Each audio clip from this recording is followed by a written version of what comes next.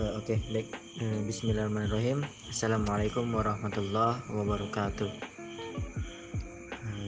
Sebelumnya perkenalkan, nama saya Muhammad Kauroza Mahendra, dan teman saya Ibrahim Musli.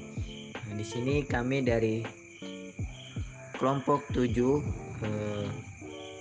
mata kuliah Ekonomi Mikro Islam akan membahas mengenai teori distribusi Islam. Oke, untuk yang pertama kita masuk ke materi tentang teori distribusi Islam. Distribusi merupakan salah satu aktivitas perekonomian manusia di samping produksi dan konsumsi. Dorongan Al-Quran pada sektor distribusi telah dijelaskan secara terperinci. Ajaran Islam menuntut manusia untuk menyebarkan hartanya agar kekayaan tidak menumpuk pada segolongan kecil masyarakat. Dalam pandangan Islam, pendistribusian harta yang tidak adil dan merata akan membuat orang yang kaya bertambah kaya dan yang miskin bertambah miskin.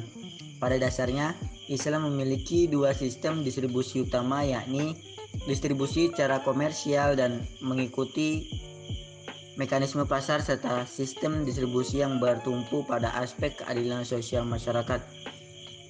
Distribusi pendapatan dalam Islam merupakan penyaluran harta yang ada, baik dimiliki oleh pribadi atau umum atau publik, kepada pihak yang berhak menerima, yang ditunjukkan untuk meningkatkan kesejahteraan masyarakat sesuai syariat Islam. Selanjutnya yaitu prinsip-prinsip distribusi dalam Islam. Kapitalisme tumbuh dan berkembang dari Inggris pada abad ke-18, kemudian menyebar ke Eropa Barat dan Amerika Utara sebagai akibat dari perlawanan terhadap ajaran gereja yang pada akhirnya aliran ini merambah ke segala bidang termasuk bidang ekonomi. Landasan atau sistem nilai atau value-based yang membentuk kapitalisme adalah sekularisme dan materialisme, yang mana sekularisme berusaha untuk memisahkan ilmu pengetahuan dari agama dan bahkan mengabaikan dimensi normatif atau moral yang berdampak kepada hilangnya kesakralan kolektif atau yang diperankan oleh agama, yang dapat digunakan untuk menjamin penerimaan keputusan ekonomi sosial. Sedangkan paham materialisme cenderung mendorong orang untuk memiliki kehidupan yang beranggapan materi adalah segala baginya. Kemudian sistem ekonomi yang berkembang di kalangan kaum kapitalis adalah implementasi dari nilai-nilai sekularisme yang mendasari ideologi mereka.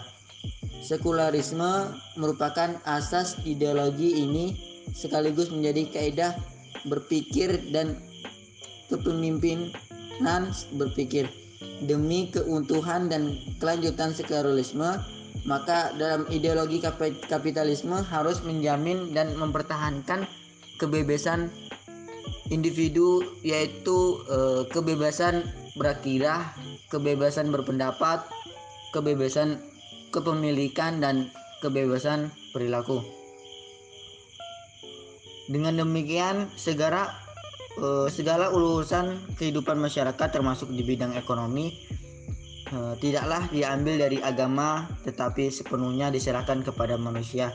Apa yang dipandang memberikan manfaat dengan azas manfaat yang baik adalah yang memberikan kepada manusia, dan yang buruk adalah yang sebaiknya, sehingga kebahagiaan di dunia ini tidak lain adalah terpenuhinya segala kebutuhan yang bersifat materi, baik dirasakan maupun yang tidak dapat diindra tetapi dapat dirasakan. Selanjutnya yaitu kepemilikan, yang insya Allah akan dijelaskan oleh saudara kita, teman kita Ibrahim Musli. Kepadanya dipersilahkan.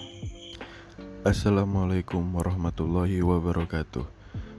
Terima kasih kepada saudara Khairul. Oke, selanjutnya saya akan menjelaskan tentang kepemilikan.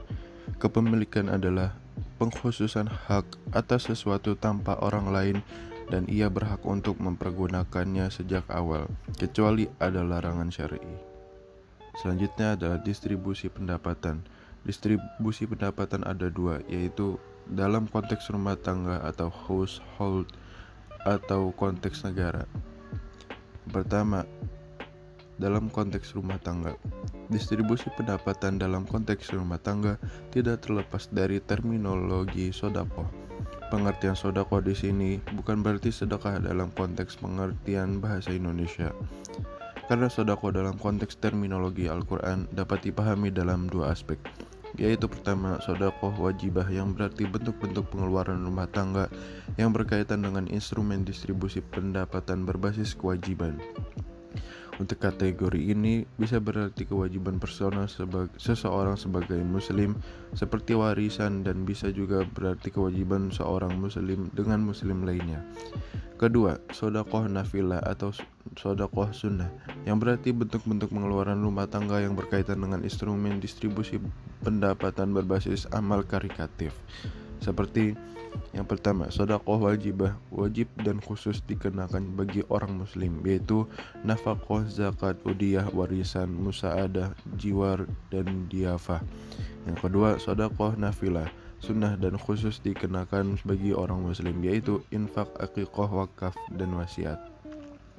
Kemudian distribusi pendapatan dalam konteks rumah tangga juga berkaitan dengan terminologi had atau hudud, atau pertaubatan dalam perbuatan dosa, dalam berwujud kafarot dan dam atau diat.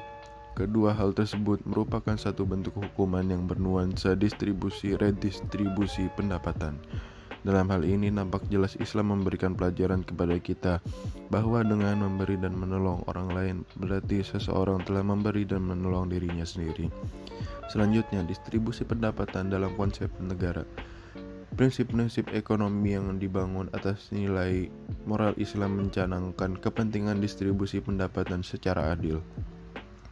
Pada sarjana muslim banyak membicarakan objektivitas perekonomian berbasis Islam pada level negara terkait dengan penjaminan level minimum kehidupan bangsa bagi mereka yang berpendapatan di bawah kemampuan pemenuhan kebutuhan dasar.